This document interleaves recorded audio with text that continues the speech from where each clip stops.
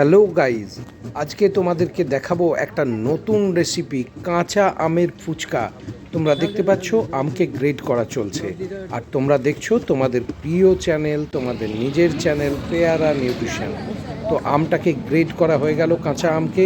তারপর এখানে ধনেপাতা কুচি তার সঙ্গে মিশিয়ে দিয়ে একে একে নানান রকম সস আর নানান রকম মশলা মেশানো চলতে থাকলো। স্বাদ কেমন হবে জানি না, এই শীতের মধ্যেও ব্যাপারটা ভেবেই বেশ উত্তেজিত হয়ে পড়ছি। এই ঠান্ডার মধ্যে কাঁচা আম, এক ধাক্কায় রেসিপিটা দেখেই মনে হয়েছিল একবার ট্রাই করে দেখা দরকার। এবং সদল বলে চলে এসেছি বর্ধমান শহরে কঙ্কালেশ্বরী কালী মন্দিরের কাছে, যেখানে বিভিন্ন রকমের ফুচকা পাওয়া যায়। তো আজকে আমরা ট্রাই করব কাঁচা আমের ফুচকা। এই কনকনে শীতের মধ্যেও আমরা ট্রাই করে দেখছি কাঁচা আমের ফুচকা। শীতকালে আম খেতে কেমন লাগে, এবং বিভিন্ন রকম মশলা দিয়ে তোমরা দেখছো এটা একটা বানানো চলছে। আমি এখনও জানি না এটা ওপর থেকে দেওয়া হবে নাকি এটাই কোনো পুর হতে চলেছে, নাকি এটাকে গার্নিশিংয়ে কাজে লাগানো হবে। তো চলো শেষ অবধি আমরা দেখব যে ফুচকাটা ঠিক কেমন হচ্ছে এবং স্বাদের ব্যাপারে কি দাঁড়াচ্ছে, সমস্তটা আমি তোমাদেরকে বলবো। জাস্ট প্রিপারেশানটা আমি দেখাতে থাকি। এর সঙ্গে চলে এসেছে গন্ধরাজ লেবুর রস, এইটার সঙ্গেই আম যেটা দেওয়া হলো, যার মধ্যে মশলা দেওয়া হলো, ধনেপাতা কুচি দেওয়া হলো, লবণ দেওয়া হলো, তার মধ্যেই এখন যোগ করা হচ্ছে একেবারে গন্ধরাজ লেবুর রস। এবং লেবুটাকে পুরো আমাদের চোখের সামনে কেটে তারপর সেখান থেকে রস দিয়ে ভালো করে মেখে নেওয়া হচ্ছে। তোমরা হয়তো বলতে পারো যেরকম হাত দিয়ে চটকে মাখা হচ্ছে কেন, হাইজেনিক মিন্স কি ঠিক থাকছে? আরে হাইজিনের কথা তো ভাববই, সঙ্গে সঙ্গে স্বাদটার কথাও ভাবতে হবে। কিন্তু চলো দেখে নিই ব্যাপারটা ঠিক কি হচ্ছে।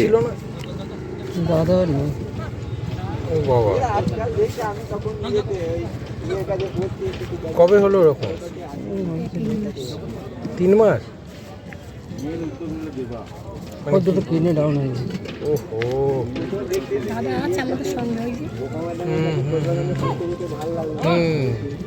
আরে আমি তাই ভাবছি যে কি হলো ব্যাপারটা। হ্যাঁ হ্যাঁ হ্যাঁ, উনিই তো শুরু করে গেছেন গোটা ব্যাপারটা।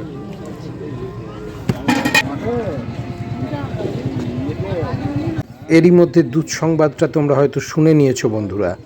যিনি এই ফুচকার প্রচলন করেন নানান রকম, আইসক্রিম ফুচকা থেকে চিকেন ফুচকা থেকে বাহুবলী ফুচকা, সেই ভদ্রলোক যিনি এই দোকানটি শুরু করেছিলেন অনেক আশা নিয়ে, তিনি আজ আর আমাদের মধ্যে নেই। তার দুটো কিডনি বিকল হয়ে গিয়েছিল গত 3 মাস, তিনি আর এই ধরাধামে নেই। তারই বৃদ্ধ মা বাবা দুজনে মিলে ছেলের স্বপ্নকে পূরণ করার জন্য লড়াই করে চলেছেন প্রতিনিয়ত। স্যালুট ওনাদেরকে, যারা এতটা মনের জোর নিয়ে এই লড়াইটা চালিয়ে যাচ্ছেন। এবং দাদার সেই ছবি আপনারা এখানে দেখতে পাচ্ছেন দোকানের ওপরে। আসুন এই বৃদ্ধ মা বাবাকে স্যালুট করি এবং তাদের এই লড়াইয়ে আমরাও সাথে থাকি।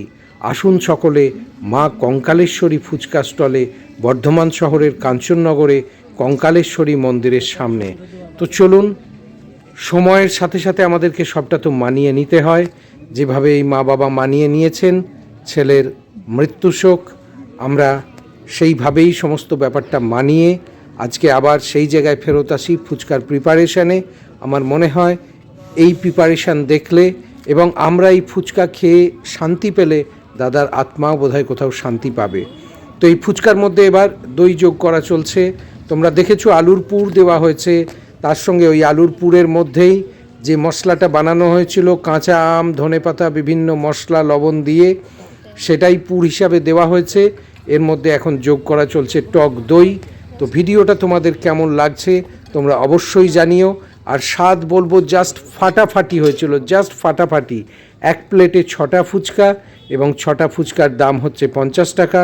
এরপরে দইয়ের ওপরে দেখো আবার সস দেওয়া চলছে।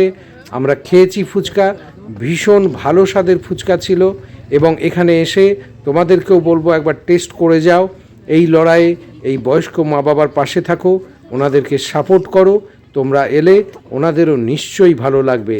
ছেলের সেই অপূর্ণ স্বপ্নকে পূর্ণ করার জন্য যারা প্রতিনিয়ত লড়াই করে চলেছেন, তাদের সেই লড়াইকে স্যালুট জানিয়ে আমরা আছি তাদের পাশে। তোমরাও এসো বন্ধুরা। তো দেখো ফুচকা অলমোস্ট রেডি হয়ে গেছে। এরপর ওপর থেকে ওর মধ্যে সেও ছড়িয়ে দেওয়া হচ্ছে এবং এতগুলো জিনিস দিয়ে টোটাল ফুচকাটা বানানো হচ্ছে, তারপরেও দাম মাত্র 50 টাকা। ভিডিওটা ভালো লাগলে অবশ্যই শেয়ার করো।